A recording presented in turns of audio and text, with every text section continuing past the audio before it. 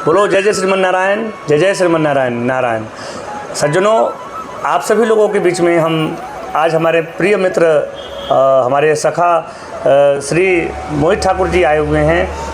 आपके माध्यम से ही जो है आप लोगों तक पहुंचने का हमारा माध्यम बना और हम उनको बहुत धन्यवाद करते हैं कि उन्होंने इस दास पर कृपा करके आप लोगों के बीच में अपनी बात हमारी बात पहुंचाई और उसके माध्यम से आज आप लोगों को सेवाएं मिल रही हैं। तो हम तो प्रश्न करते हैं महाराज जी से एक बार कि महाराज जी ऐसा क्या आपको इस सेवा आश्रम में लगा जिसके कारण आपने इतनी बड़ी कृपा की, और साथ में एक प्रश्न और भी करेंगे कि जो आपने पहले व्यवस्थाएं अनुकूलता दी थी, जो दिखी थी आपको, उन व्यवस्थाओं में और अब में क्या आपको फ़र्क लगा या कैसा लगा आपको। ज़रूर आप जो है भक्तों को मार्गदर्शन करें और वृंदावन धाम के विषय में कुछ बताएं। जय जय श्री राधे। महाराज जी हमारे जो है जी जय जय श्री राधे कुंज बिहारी शेरदास। बस इतना ही कहूँगा कि सेवा में तो आए दिन लगे ही रहते हैं। आप लोगों ने शायद देखा भी होगा, जो लोग जानते हैं सबको पता है, कभी गैया, कभी वृंदावन, कभी कुत्ता, कभी बिल्ली, इन सब की सेवा में निरंतर होते हैं।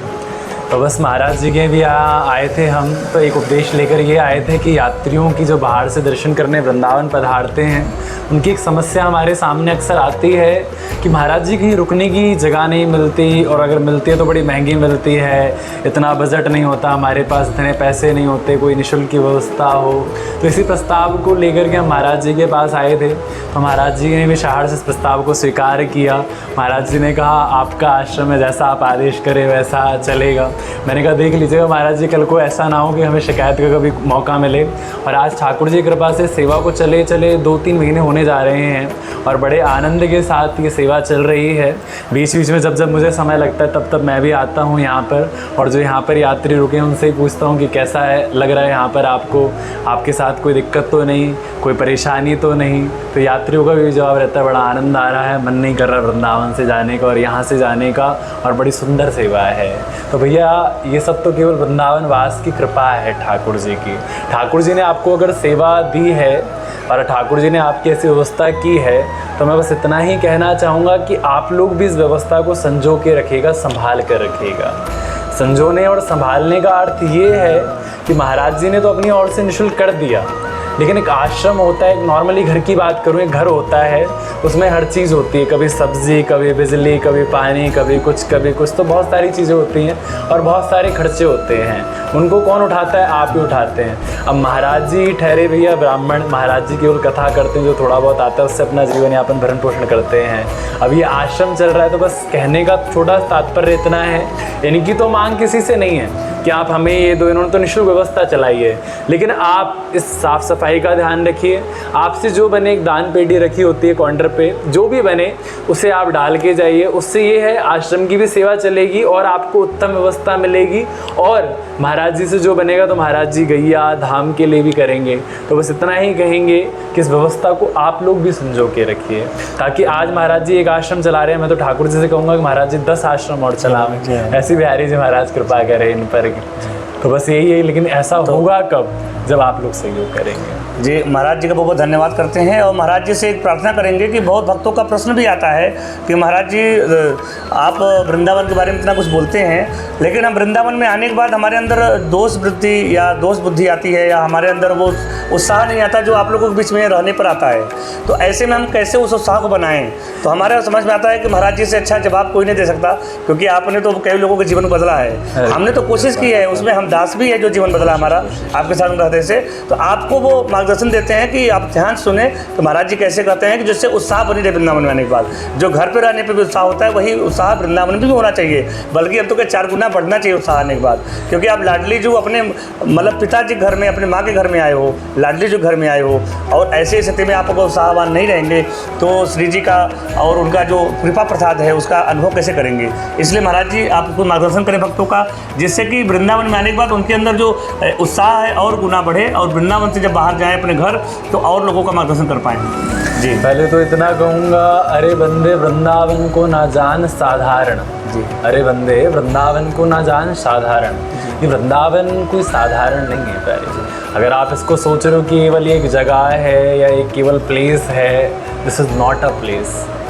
ये क्या है?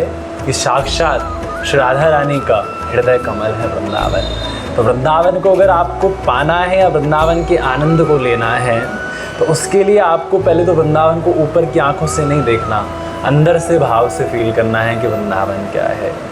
और ये फील कब होगा? जब आप इसको ये समझ के आओ कि ये महल है श्यामा श्याम का, ये पूरा वृंदावन महल है श्री लाडली जी का। और सत्यता है यही है, मैं जिस परंपरा से दीक्षित हूँ, हरिदासी परंपरा से दीक्षित हूँ, यहाँ पर वृंदावन की परिक्रमा लगाने का भाव नहीं है। यहाँ पर वृंदावन की परिक्रमा नहीं लगाई जाती। क्यों? क्योंकि कहा जाता है यहाँ हमें पुण्य कमाना ही नहीं है। क्यों? क्योंकि भैया हम श्री जी के महल के सेवक हैं, अपने घर में कौन पुण्य कमाता है।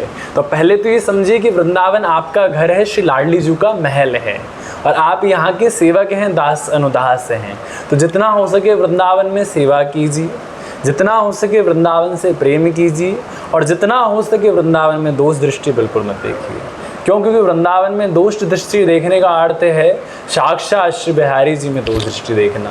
तो बस इतना ही कहूँगा, वृंदावन का अगर आनंद लेना है आपको तो आनंद से किसी संत की चरणारविंद को पकड़ लीजिए, किसी ब्रजवासी किसी रसिक जन की चरणारविंद को पकड़ लीजिए और वहाँ बैठ करके श्री जी के चरणों का नाम का आनंद लीजिए। बस ये वृंदावन है प्यारे जी। और वृंदावन की वास की महिमा तो भैया ऐसी भली है, संतों ने भी कहा है कि अगर वृंदावन में एक रात गुजारने का अवसर मिल जाए तो समझ लेना कि श्री लाडली जी की विशेष कृपा हुई है, जो लाडली जी ने आपको अपनी गोद में सोने का एक अवसर दिया है। क्यों? मैं बार बार कह रहा हूँ, वृंदावन केवल प्लेस या जगह नहीं है, ये वृंदावन श्री जी का लाडली जी का महल है प्यारे। तो आपको लाडली जी ने अपने महल में अपनी गोद में सोने की जगह दे दी है प्यारे। तो इससे बड़ो भाव का हो वो। हमारे यहाँ रसकन ने गायो भी है भैया का भाग बड़ो वृंदावन पायो, क्योंकि भैया ब्रजवासी बालक है तो बस इतना ही ज्ञान जाने कि भाग बड़ो वृंदावन पायो। और आज भी वृंदावन की महिमा है कि वृंदावन में जब किसी का देह छूटता है ना तो उसका विलाप केवल उसका जो निज परिवार होता है केवल वही करता है, और बाहर से आकर कोई छातियाँ नहीं पीटता वृंदावन में। जैसे और जगह होता है ना, लोग रोने आते हैं कि चलो वो ख़त्म हो गए, उनके यहाँ रो के आ जाते हैं। यहाँ पर वो ड्रामा नहीं चलता। क्यों? क्योंकि यहाँ पर तो कहा जाता है क्या, शोक संताप करो मत कोई दाव भलो बनायो, अरे भाग बड़ो वृंदावन पायो। कि यहाँ पर शोक संताप कोई मत करो, बहुत अच्छा दाव बना है कि वृंदावन मिला है पहले, कि वो वृंदावन है पहले। बहुत अच्छा। और महाराज जी को धन्यवाद करेंगे। और साथ में एक प्रश्न और है महाराज जी कि वृंदावन में जब भक्त लोग आते हैं ना तो वो कैसे जो ये संतों का दर्शन करना है, बिहारी जी का दर्शन करना है, राधा वल्लभ जी का दर्शन करना है, तो एक क्षमता जो है जैसे सबको एक रूप में देखें, हम एक ही भाव में देखें, ये कैसे बने? क्योंकि संभव हमारे लिए बहुत मुश्किल हो जाता है। कोई कहता है वो महाराज बड़े हैं तो वहाँ चले जाते हैं, कोई कहता है वो बिहारी जी बड़े हैं, कोई कहता है राधा रमण जी बड़े हैं, अन्यत्र भाव दृष्टि हमको सुनने में आती है कानों को। तो ऐसे में हमारा जो मन है ना वो विचलित हो जाता है। तो ऐसे भक्तों प्रश्नों का प्रश्न है कि ऐसे में हम समभाव कैसे बनाएं? उसके लिए आप कृपा करें, मार्गदर्शन करें, क्योंकि हम चाहते हैं कि हमारे जो व्यूअर्स हैं, हमारे साथ जो जुड़े हुए सोशल मीडिया पे यूट्यूब पर देखने वाले भक्त हैं, उनको मार्गदर्शन जरूर हो। और इन सभी का प्रश्नों का जवाब आप दीजिए महाराज जी। भैया पहले तो आप सबन को बता दूं, कोई ठाकुर बड़ो ना है ना कोई ठाकुर छोटो है, ये भाव तो बिल्कुल ना रखनो है। सब ठाकुर एक ही है, बस लीला के काजे उन्होंने अपने रूप बदले हैं और कुछ ना है।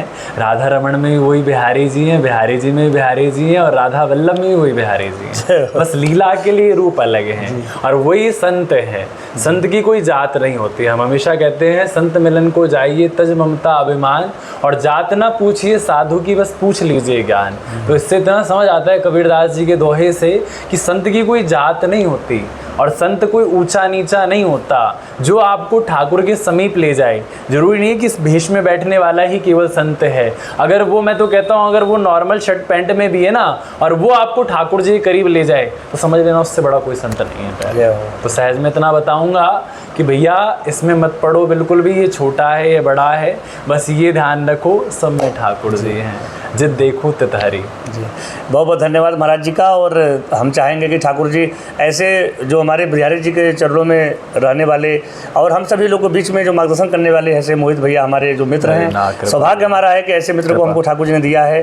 तो हम चाहेंगे कि आपके द्वारा ऐसे समाज का मंगल होता रहे, भला होता रहे। और बहुत बहुत धन्यवाद फिर से करेंगे आपको कि आपने समाज के लिए इतना जीवन दिया, अपना समय दिया, गौ माता के लिए हमेशा तत्पर रहते हैं, भक्तों के लिए तत्पर रहते हैं। मैंने बहुत संतों को देखा है युवा पीढ़ियों को भी देखा है, सभी लोग अपने प्रक्रिया में लगे हैं, लेकिन समाज के लिए और गौ माता के लिए ऐसे तत्पर भक्त बहुत कम होते हैं। हम ऐसा नहीं कहते नहीं है ऐसे, लेकिन बहुत कम होते हैं। जिस प्रकार से हमारे मोहित भैया रहते हैं, हम तो इनको दिनचर्या में इनका अक्सर चर्चा होती है तो हमको पता चलता है, जिससे लगता है कि धन्य है, हम लोगों भी धन्य है जो हम लोग के बीच में हमारे मोहित भैया हैं। हम भगवान से प्रार्थना करेंगे कि इनके जीवन में ऐसे उन्नति हो और हम लोगों को ऐसे मार्गदर्शन करते रहें। आप लोगों के बीच में ऐसे ही मार्गदर्शन करने के लिए जब कमेंट बॉक्स में प्रश्न करेंगे, उन प्रश्नों का जवाब देने के लिए बीच में मोहित भैया को हम निवेदन करेंगे कि 15 दिन, महीना, 2 महीना में जो भी प्रश्न आपके होंगे इकट्ठा करके उनका जवाब समाधान जरूर चाहेंगे। और ऐसे और भी बड़े रसिक संत जो वृंदावन मिलेंगे उनके भी आपको हम जरूर कुछ वार्तालाप और उनके द्वारा दिए हुए वचनों को हम सुनाएंगे। इसके लिए आप लोग चैनल को सब्सक्राइब कर लें।